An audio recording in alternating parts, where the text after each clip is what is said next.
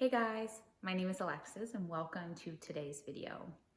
I will be turning 29 in a few weeks, and lately I have been reflecting on how much I have changed since I was 18, 19, 20 compared to now. And so I wanted to share some of the biggest lessons I've learned over the last 10 years or so and have a little chit chat together. So I hope you enjoy.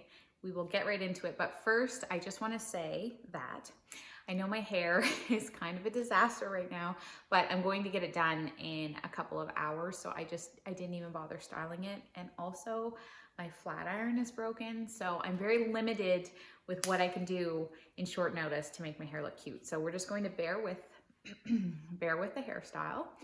I would also like to say that I tried to film this video already. I actually tried to do a get ready with me, which is kind of like a joke because I don't know anything about makeup, but I just wanted something to do with my hands while I talk to you.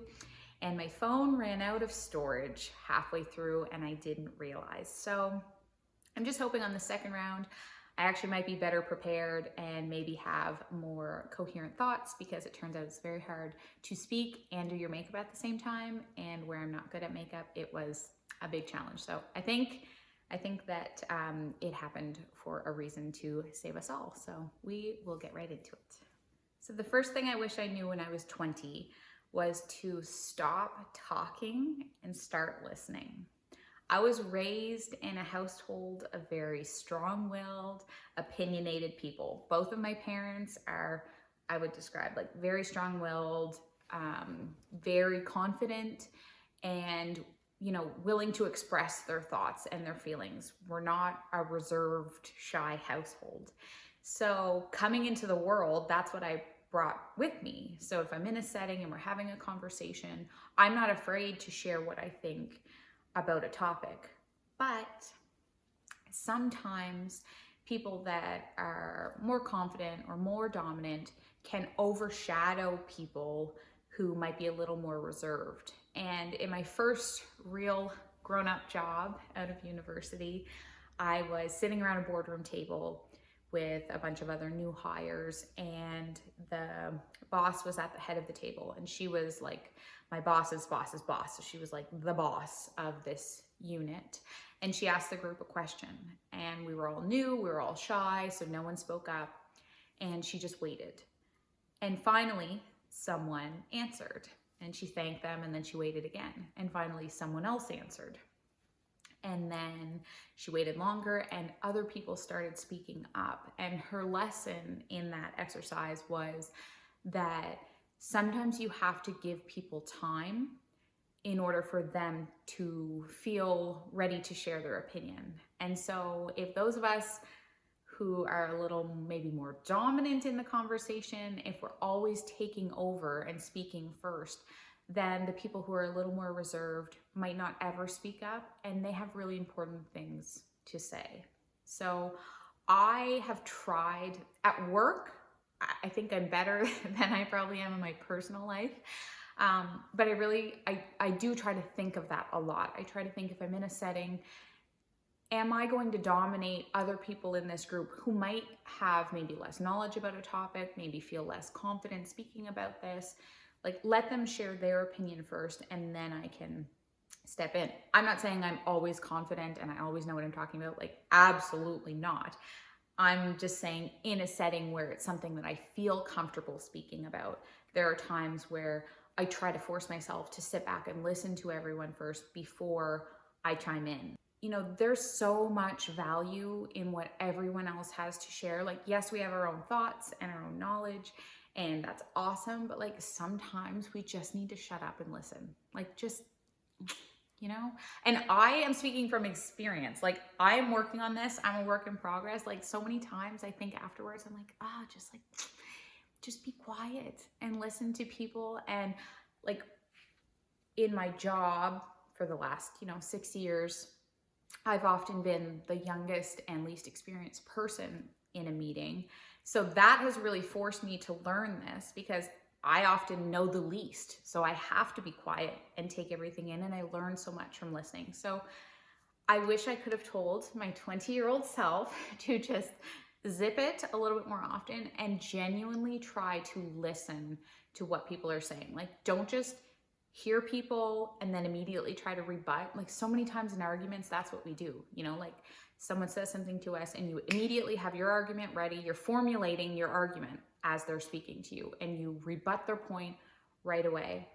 But there's nothing, you can't learn that way and you can't grow that way. Like, what they're saying to you, there's probably some shred of truth and something you can use from that to help yourself grow. But if you don't actually listen to what the person is saying, then you have no opportunity for growth. So try to listen a little more. 20-year-old self, I wish you had listened more and talked less. And I mean, I made it here and it's all fine, but that is something that I think we can all probably work on a little bit more. I also wish that my 20-year-old self understood the importance of progress over perfection. Now, when I was 20, this idea of cancel culture wasn't really a thing, but you know, I don't know that I understood how important it was for people to grow and, you know, be forgiven for their past. So, like, when I was in high school, one of the biggest slogans that everybody said was, "That's gay," like, or "Don't be gay, that's gay." And I look back now and I feel so ashamed for ever saying that. I hear those words now and I find them so offensive and they break my heart because I just think of the kids in school that were gay, that, you know, were scared to share their feelings and share their truth because of the negative connotation with that saying, you know, where we're all saying like, "Oh, don't be gay." Well, it makes it sound like there's something wrong with being gay. But back then, I didn't know any better. I was just saying what everybody else was saying. I didn't even understand it in the context of being gay. I didn't even make that association at the time. It was just a saying that everyone said. So here I am, you know, 10, 15 years later, and I would never use that saying, and I would be upset if someone else did. And I don't think that I should be canceled for growing and changing. If I said that 15 years ago and I continued to say it throughout my whole life and people told me how hurtful it was and I heard stories and I understood the pain and I still kept saying it, then yeah, I'm a dick. But, you know, if you change and grow, that's the point of life. None of us have all of the information. We will never be perfectly politically correct. We will still say stereotypical things sometimes. You know, we'll say things that hurt people's feelings. And all we can do is learn from those things and continue to try to grow and educate ourselves, and that's okay.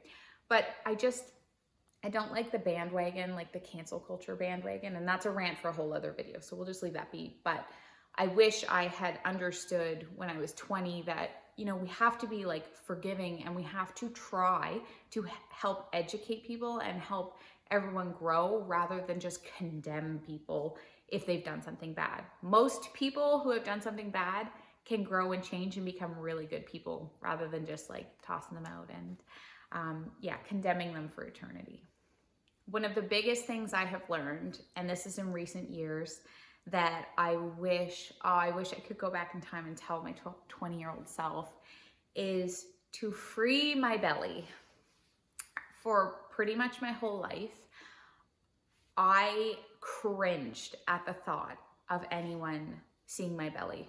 Like, I would never wear a crop top. I would never wear a belly shirt. The only time you'd ever see my belly is if I was on the beach, because I'd have no choice. And somehow the beach is like separate from the rest of the world. You know, you can like wear things on the beach that you wouldn't wear anywhere else, but it's okay there and not, you know, 10 feet away on the street or something. So I don't know. So I could justify it on the beach, but I would never ever wear like a crop top or anything for my whole life, because I grew up in the age of Paris Hilton and Nicole Richie and Britney Spears, and they all had like these perfectly flat stomachs. So in my mind, the only people that could show their stomachs were people that had those perfectly flat stomachs, and I never did, and I never will, probably. And so that was my mentality. Like, I cringed at the idea of anyone ever seeing my bare stomach. And then in the last few years, crop tops have just like become everywhere. Like, they've exploded all over.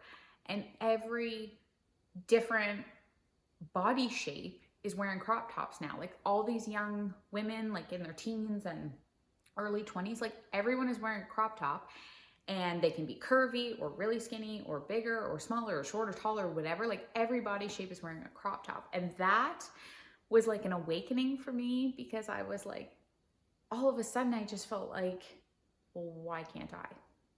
Like, what does it mean to have a perfect stomach? There's no such thing. My stomach is my stomach, and it's okay to show it. So now, like on my Instagram, you'll see I have some posts where I show like a before and after of posing, where one, I'm like stretched out and trying to make my stomach look thin, and then the other one I'm kind of hunched up and curled over, and you can see my rolls. And when I was 20, you would not catch me dead posting something like that ever. And so that is just like, for me, that's such a feeling of growth and change, because I know where I've come from, and now that I feel so much more accepting, I'm really, really, really happy about that change. And I hope that if any of you struggle, with showing parts of your body, that you can just try to follow people that really inspire you, because that's what happened to me. I was inspired and really motivated by all these wonderful people that I would see. And so that's a huge change, that I'm no longer keeping my belly captive. Another big thing I wish I knew when I was 20 is to invest in comfortable shoes. I spent so many years in those cheap flats and flip-flops that are literally like, you might as well be walking barefoot on the concrete. There's no point to those shoes. They're just cute. And I ended up like wrecking my feet and my legs basically. A couple of years ago, I was so sore. I was getting actually shin splints, and I got shin splints, and then my feet were sore all the time, and I knew it was from my shoes, because certain shoes I would wear, like it would get worse and worse. So I decided to go to a store I did not ever intend to shop at, which was Naturalizer. I always thought that was like the grandmother's shoe store, and I didn't expect to go there until I was like 60. But I needed a comfortable, good quality shoe, and I knew if they cater to old people, they're probably very comfortable. So I went into Naturalizer, and they actually have super cute shoes. Like, I would recommend now anybody shopping there, because they're very cute and ultra comfortable. And I got sneakers and a couple pairs of heels, and I absolutely love them, and I can't go back. Like, take the money you're spending, all those $20 bills you're spending on those cute, cheap little flats, pool that money together and buy a good pair of shoes. You will save your legs and your feet, and you'll just feel so much better. And I literally feel like I threw out hundreds of dollars on those cheap shoes, and I wrecked my body for nothing. So save your money and buy good shoes. This next lesson is something that brought me a lot of closure in my life, and it's understanding that people can be good and bad. So I had a really hard time when I was in my early 20s understanding that I could love someone and also be upset with them for things that they did that were hurtful. I had a really hard time reconciling, well, how can I love someone and think they're a good person, but they've done bad things, so are they a bad person? And am I allowed to love a bad person? And I had watched, just randomly one day, I watched this Tony Robbins documentary. I think it was on Netflix. And he was talking about how if you're going to hate someone for the pain that they've brought you, you also have to thank them for the good that they've brought into your life. And that was really healing for me to hear that, because it was a way that I could reconcile both loving and hating someone, or like feeling love and feeling anger and other bad emotions. So I understand now that people can cause you pain, but if you feel love in your heart for them, you are allowed to feel that. You can feel love and also be upset. And you don't have to feel guilty, if they've done things that hurt you or whatever, and you're thinking, well, aren't they kind of a bad person? How do I love a bad person? You're allowed to love who you love in your heart. Feel the love and feel the pain, and those two things can coexist. And I know I'm being really ambiguous, and I'm not going to get into detail on what I'm specifically talking about, but just know that all of your emotions are valid, and you're allowed to feel them all, and people can be good and bad. I also wish that my 20-year-old self understood that when it comes to sex, nothing is wrong with you. If you want to do things or you don't want to do things, or something feels good or something doesn't feel good, there's nothing wrong with you. No matter what a movie might show you or what somebody might say, like whatever somebody else's experience is, that's not your experience. Whatever you feel is what you feel. You don't need to apologize for that. If you're not in the mood, you don't need to apologize for that. You are allowed to feel whatever you feel. It doesn't matter what anybody else thinks. And I think as women, we really don't have any real life education about sex, aside from learning if you don't use a condom, you'll get pregnant. That's like it, basically. So I wish that I had known when I was 20 that I didn't have to worry if I was doing things wrong or feel guilty if I wasn't in the mood, or whatever the emotions are. All of those emotions, they're what you're feeling, which means they're valid. You don't have to apologize for feeling anything. And what I would say, the best thing you can do if you're struggling is to just try to take all of the pressure off yourself. It doesn't matter if in every movie you see, every single woman is screaming at the top of their lungs. Like, that's not reality. And it doesn't matter. That's a different person. You do you. So take all the pressure off yourself and just try to learn what you like, what makes you happy, what you do when you don't like. And I have found that when I feel confident and I feel good in my body, that is something that helps me. If I'm not feeling myself and I feel like trash, then I am definitely not going to be in the mood. So I wish I had known that I'm allowed to have my own experience in life and I don't need to judge myself compared to anyone else. Now I want to talk about money, because that's something that I had very little knowledge of when I was 20. And I didn't grow up in a household where we were like super financially responsible. I didn't learn a lot of those skills. Thankfully, Brandon is like very, very, he's like the best person I know with his finances. He's very practical. He's very sensible. He really considers things before he spends his money. I'm a little more free, you live life once, but I mean, not to an extreme, but definitely he's a great influence on me because I'm not naturally as sort of sensible as he is with money. So he's been a wonderful influence. And what I want to say is when I was 20, I wish that I had known to start saving my money. Now, when I was 20, I didn't have a lot of money. I had a student loan. I did work. I had a few part-time jobs. I tutored and I worked at a few places, but I didn't have a ton of money. But no matter how much money you have, you can save money.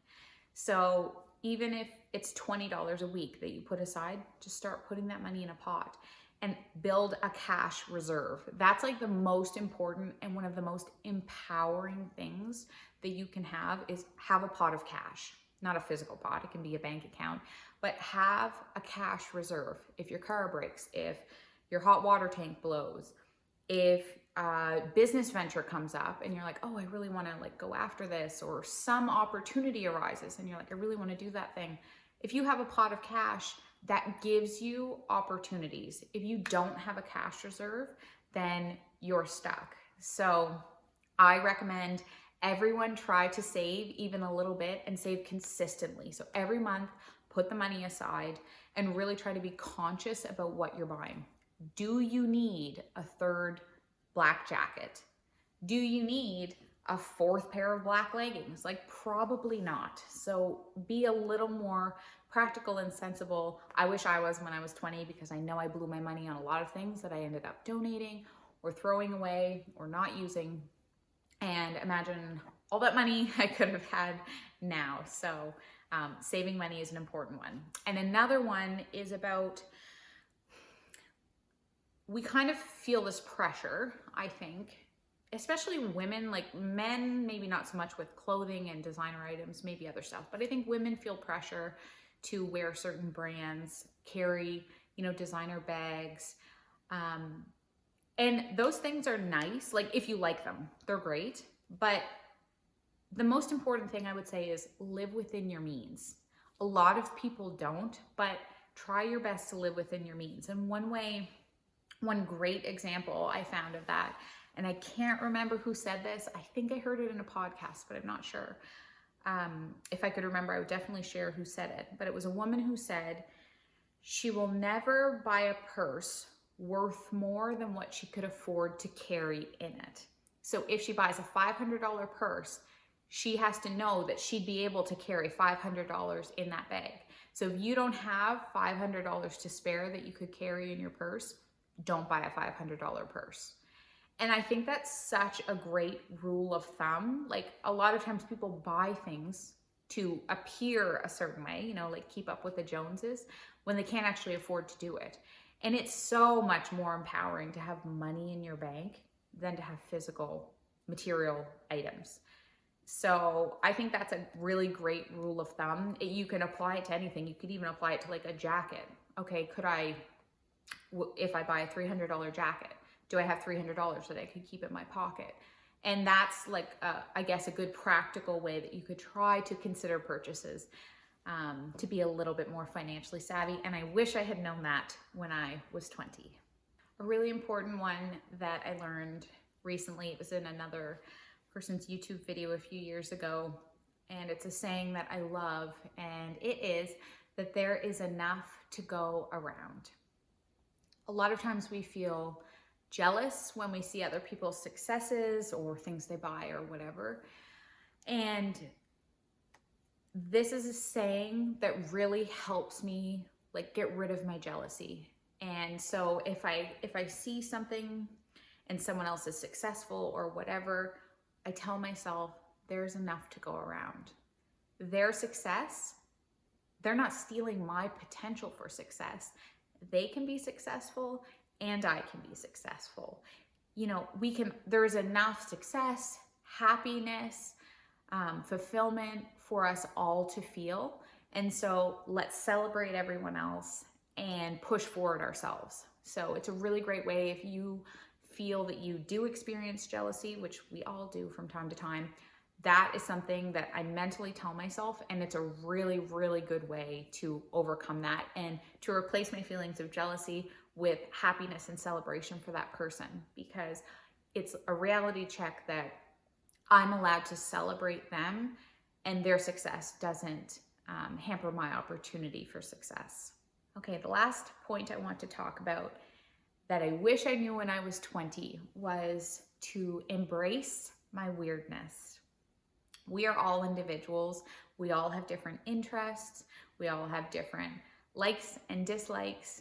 And so often throughout my life, before I would wear something or say something or post something online, I would think to myself, will people think this is weird? Will people think this is cool? Am I going to look like a loser? Will people like this?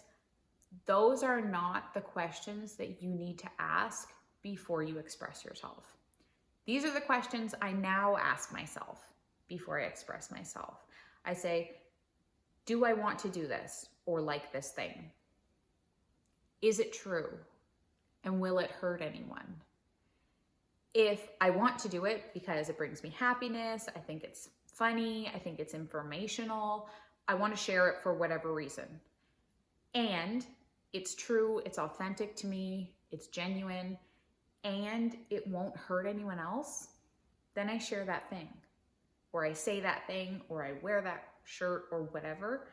I don't ask myself, what will people think? Will they think I'm cool? Will they think it's weird? none of those things matter. And I get into this in more detail in another video that I filmed about beauty standards. So you can check that video out.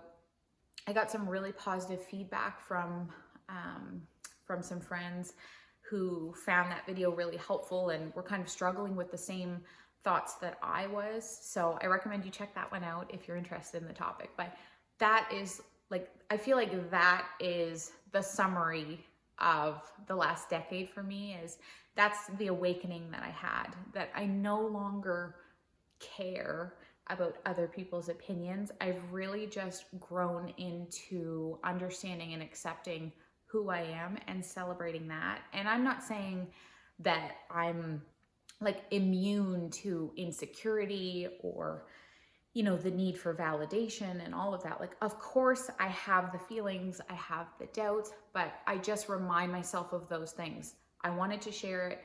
It's true to me and it's not hurting anyone. And I put it out into the world, and if no one likes it, I'm okay with that. If no one watches this video, I'm still putting it out here because I want to. And 20 years ago, when I was 20, not 20 years ago, I'm 28, not 40, I could have never made this YouTube channel.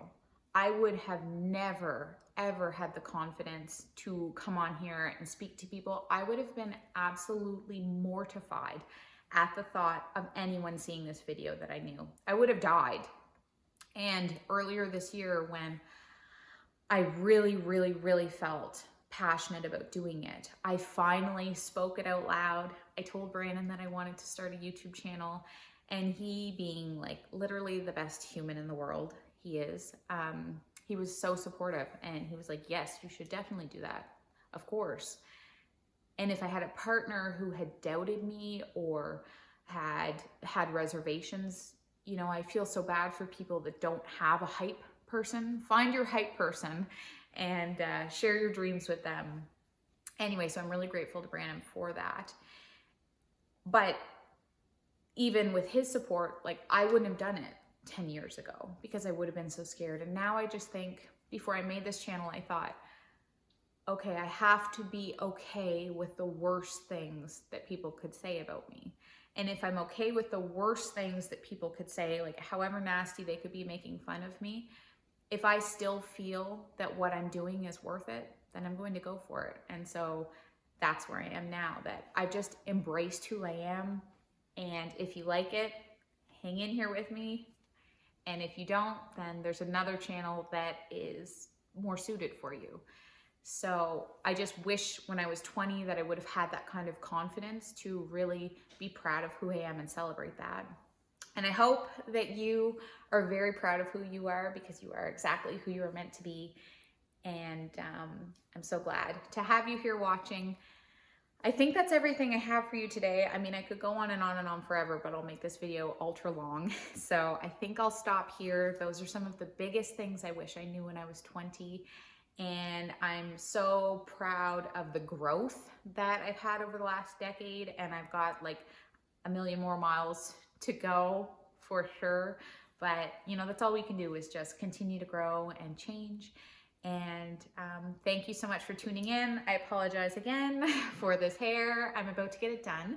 So the next time you see me, I will probably have much fresher, a better look going on here. But I hope you have a wonderful day. Feel free to like and subscribe if you like the video. You can also follow me on Instagram. I'm always posting stuff there. And I hope to see you again soon. So have a great day. Bye-bye.